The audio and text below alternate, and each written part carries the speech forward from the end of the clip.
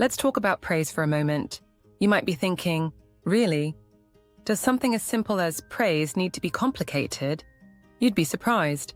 We all understand needing help, managing a child having a tantrum or running off in the supermarket.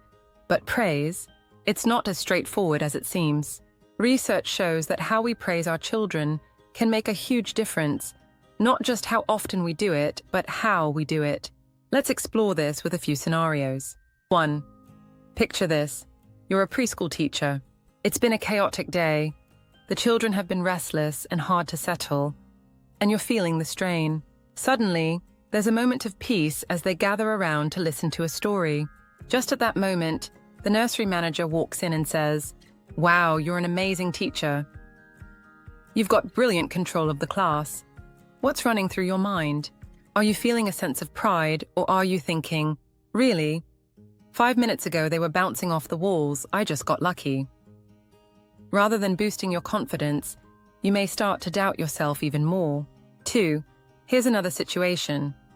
You've recently started learning how to play the piano because you've always wanted to try it out. After a few lessons, you're struggling with the basics.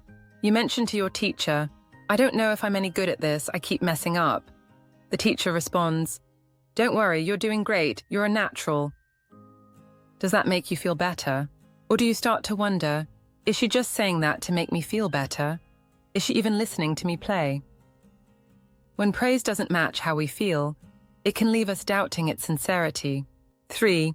Imagine this one. You've spent hours creating a special activity plan for your child's birthday party. After carefully organizing every detail, you send it to a friend for feedback. The next day, you get a text back saying, "Nice job, thanks." Are you excited by the feedback?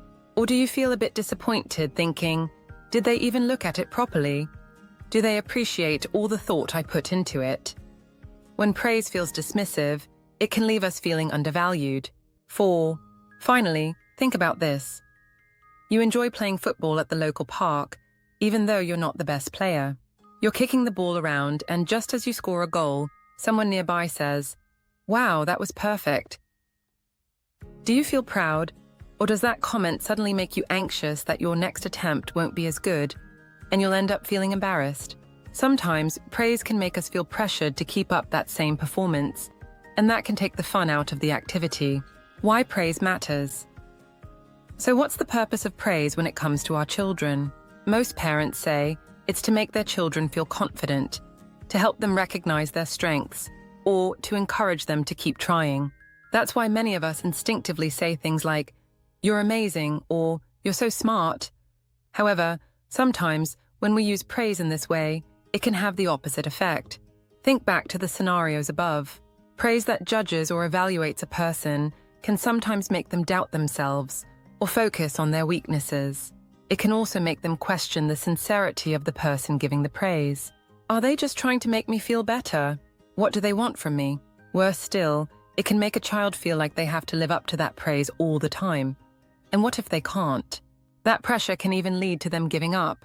By the way, if you are looking for an amazing nursery to send your little ones to, check out our website at purplebeesdaynursery.com. The right kind of praise.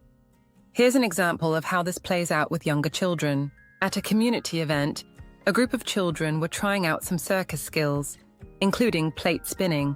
One little girl, about 4 years old, was working hard to keep the plate balanced on a stick. She was concentrating deeply, and after a lot of practice, she managed to keep the plate spinning for a few seconds. A nearby parent noticed and said, "Wow, you're brilliant at that." What happened next? The girl immediately stopped, dropped the plate, and walked away. Why? Because she was focused on learning and enjoying the challenge. Suddenly, the praise made her feel like she was being judged, and she didn't want to risk failing in front of someone watching. Instead of boosting her confidence, it added pressure, and she quit. The first lesson here is that sometimes no praise is better than praise. When children are deeply engaged in an activity, we don't need to interrupt them to tell them how great they are. Imagine how you'd feel if you were making dinner and your partner stood over you, constantly commenting on how well you're chopping the vegetables. Annoying, right? It can feel like they're judging you instead of just letting you get on with it. What to say? Instead, but what about when your child does ask for your opinion? Let's say your 4-year-old rushes over with their latest painting, eagerly showing it to you, and asks, "Do you like it?" How can you respond in a way that encourages them without putting pressure on them? Instead of saying, "It's beautiful," or "You're such a good artist," which can make them feel like they're being judged, try focusing on their effort or the details of what they've done. For example, you could say, "I love the colors you chose," or "You've worked really hard on this."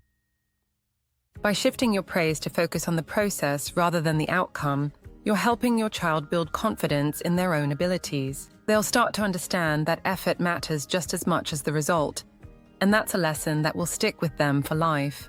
In short, when it comes to praise, it's not about dishing it out constantly. It's about how you do it. Encouraging your child by recognizing their efforts and letting them enjoy the process, rather than simply praising the outcome, will help them develop a stronger sense of self-worth and resilience.